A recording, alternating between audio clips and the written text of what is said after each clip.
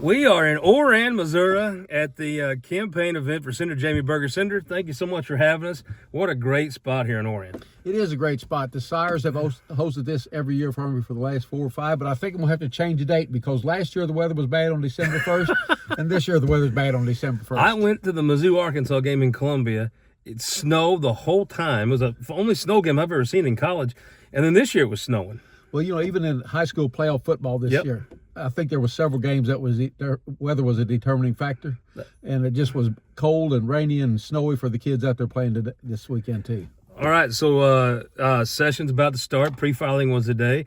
I assume your chief of staff was all over and you filing bills. What'd you file today? The one thing is the paint recycling bill that I've been wanting to pass for the past 4 or 5 years because we're having too much of that stuff going into our landfills. Then the expert witness thing that is Texas already has. We're trying to follow the federal government. Texas passed it a few years ago. And then the main one for me is sovereign immunity. We're getting some contractors that are actually on road jobs that are getting sued before they ever get on the road job in case there's an infraction or something, and they need some type of protection because every dollar we're spending in court battling these frivolous lawsuits is $1 less we can put on the roads. Boy, it does seem like folks sue all the time anymore. Well, and another thing too, they're not even showing up on the job site yet. They've signed the contract, they're not even there, and they get sued for an infraction. How can that happen? And then it costs them $5,000 to defend themselves without ever being there. You know a little bit about building roads. Yeah, I know a little bit about it. You've done a little bit of road work before. Governor Kehoe going in his second year, I tell you, coming out of that first year, boy, I think he'd have had to been greedy if he expected anything more. I thought he had a hell of a year. He had a hell of a year, and I'm so his vision for the state, I back him solidly. He was going to be here this evening, and I know we don't have the bad weather here in Southeast Missouri yet, but they had it earlier in Jeff City, so he couldn't. His plane was grounded, and he couldn't make it. Jamie, we SEMO boys have to be careful. We lost the governor down here in an airplane heading down here not too long ago. That's true. We didn't lose him down here. They lost him in Jefferson County, but I mean, he was coming down here. Yeah, I think airplanes and ice should raise antennas. Yeah, I mean that'd be a great way to not have a great year. Exactly, exactly. But I'm excited about the upcoming session. I'm the eternal optimist. You know what I mean? You are. Now you are. If you walk in there and think you're not going to get anything done, you know what you get done? Yeah, nothing. I'd rather be the guy that plans to get 10 things done and gets 8 things done than plans to get 4 things done and gets 4 things done. Right, and I'm not a big griper at all. I think you get what you put into things, and I'm going to put everything into my session that I have. All right, on that point, though, your first year in the Senate, you had a special session that, I view it as my job to, it's up to the folks to decide if they like how you voted or not. That's true. That's kind of your thing. That second special session, something in my gut. I asked Rusty Black, he was sitting in his cab.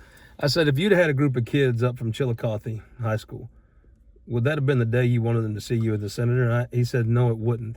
My gut tells me there was a lot of the folks in that Senate that probably wasn't their proudest day. Not your map and what you voted on. Right. I think that's for other people. But the way you went about it, I don't think that many folks thought it was their proudest day. No, and I don't want to return to that at all.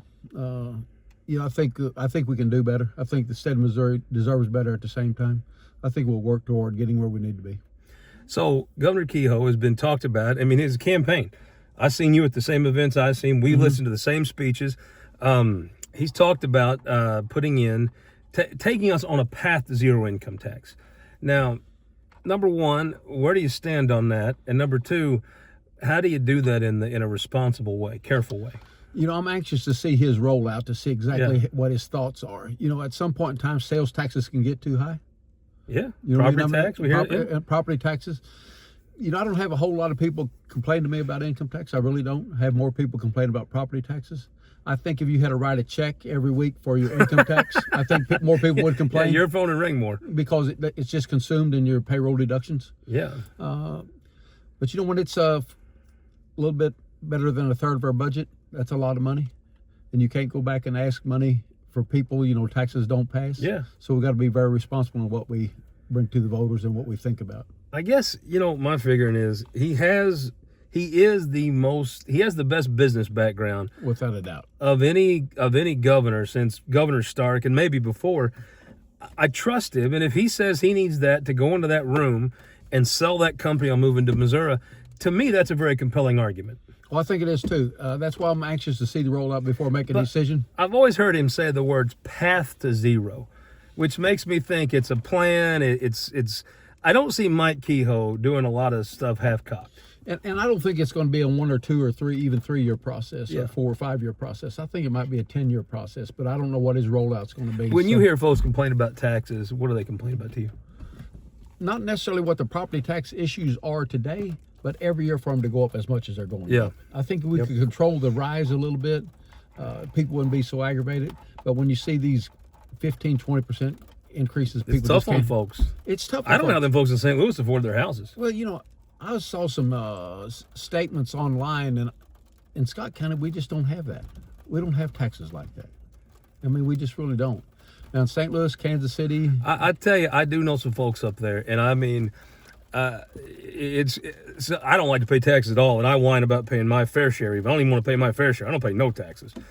But them folks in St. Louis, they get a tough thing. But they elect their assessor, and he kind of runs on, I'm going to raise your taxes. well, nothing. So it's hard to feel too sorry for him, right? Even if the tax issues pass, they're passing by local voters. Yeah, it is truly something you can see both sides of. It Right. is.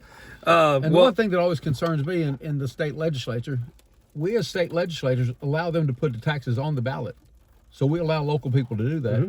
But then we want to take them off on this hand over here because they're too high. that is one thing we heard at MAC, which I appreciate you being on the show Sunday. That'll air this Sunday. It is true. The legislature wants to cut taxes, and but they don't want to cut services. They want to pass a bill to the counties. That you're an old county guy. Exactly. Now I think they have a righteous complaint about that. I agree. And, one time I was in a meeting of state senators and state reps, and one guy said, hey, counties have a lot of money. And I said, I wish you'd have told me that when I was at Scott County. You could have told me where to find it. Well, Senator, thank you so much for having us. What are we having for dinner tonight? Burgers for burger and brats for love it. burger. I love it. It's going to be a good evening. My German self will like that brat, I tell you. Gussie, come over and say hi. Lean up here.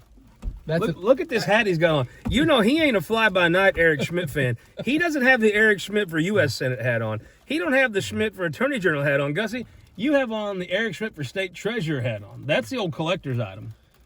And this is the more taller and improved Gussie at the same time. Growing like a weed. Growing like a Senator, weed. thank you for having us. Get in there and get something to eat. Thank you, sir. Appreciate it.